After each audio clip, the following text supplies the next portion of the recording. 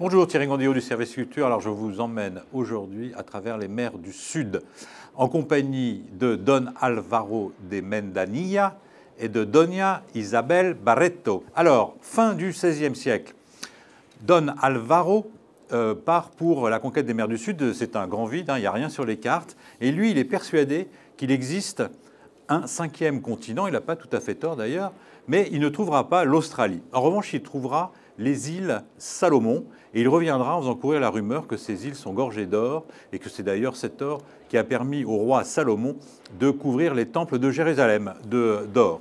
Donc la rumeur court, mais il n'arrive pas à monter une nouvelle expédition, et il va traînasser pendant plus de 20 ans, jusqu'au jour où il va épouser Doña Isabel Barreto. Alors, elle est sublime, elle a un port de reine, elle monte magnifiquement à cheval, elle danse comme personne, et surtout ce caractère, ce fichu caractère qu'elle tient de son père.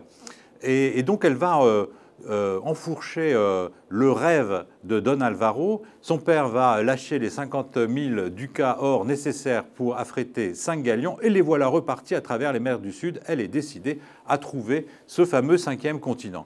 Et là, c'est le fiasco absolu. Il n'arrive même pas à retrouver les îles du roi Salomon. Évidemment, il tombe sur des îles avec des cannibales, les fièvres s'en mêlent, les jalousies, les soudards dans tous les sens coupent des têtes, des mains, des pieds. Évidemment, tout ça béni par la croix du Christ. Donc, il se retrouve encalminé au moment où, catastrophe, Don Álvaro meurt. Alors, il faut savoir qu'au départ, elle a 18 ans et lui en a 52. Elle se retrouve à l'âge de 19-20 ans à la tête d'une petite armada, et elle ne sait évidemment pas comment faire pour se sortir de ce pétrin. Finalement, comme elle a du caractère, elle décide de poursuivre sa route et elle arrive à Manille. Je signale qu'elle n'est pas passée très très loin des côtes nord-est de l'Australie, ratant son but, mais bon. Elle arrive en fait en héroïne à Manille, puisqu'elle a trouvé quand même une nouvelle route à travers les mers du Sud qui permettent de relier Lima à Manille. Fin de l'acte 1, là elle tombe folle amoureuse d'un magnifique hidalgo, Fernando de Castro. Elle va vivre une seconde histoire d'amour absolument fabuleuse.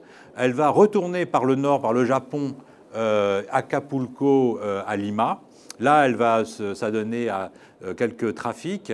Ils vont continuer à rêver de trouver ce cinquième continent, et de drame en remords, en culpabilité, eh bien, cette vie de rêve et aussi de doute et aussi de drame va s'achever. C'est un livre d'Alexandra Lapierre, absolument formidable. Vous embarquez, vous vous laissez voguer à travers les mers du Sud et vous revenez complètement essoufflé, vous échouez à la page 600. Voilà, eh bien écoutez, bonne lecture.